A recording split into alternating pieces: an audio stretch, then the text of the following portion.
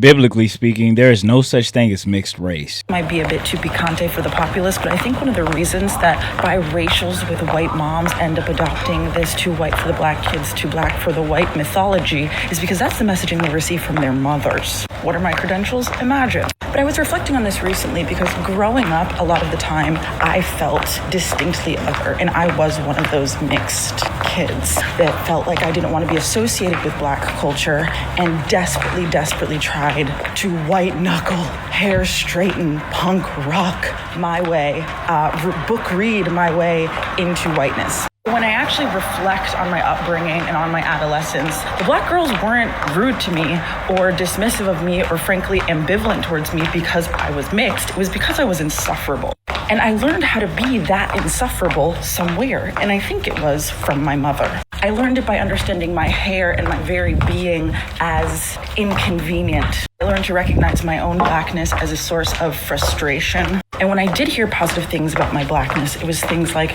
well, white people tan their skin to look like you. People perm their hair to have hair like yours. And it was always done in this super fetishizing way that didn't ever leave me feeling proud of my blackness. And when I looked around my family and the dynamics of my family and how they engaged with race, how they thought about blackness, I wasn't exactly picking up from them that it was something that I should be proud of as a component of my identity. I was actually encouraged to see myself neutrally.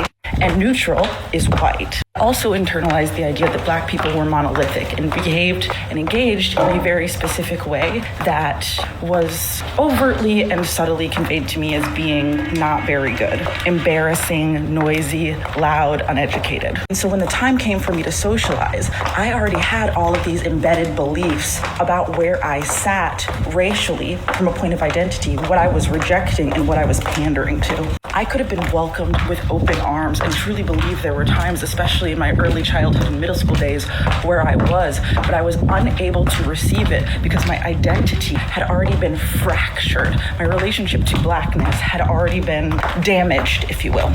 And I had already been conditioned to see this part of me, and therefore this part in others, as lesser, as undesirable, and frankly, as problematic. This is a practical example of how races don't genuinely mix, just like cultures don't genuinely mix. One is going to be more dominant over the other. In this case, this lady's mother's culture dominated her father's. Her white mother taught her to feel a way about black people, taught her to even think she was too black for the whites and too white for the blacks. Keep that in mind when you find out who you want to lay down with and create a family with, all right?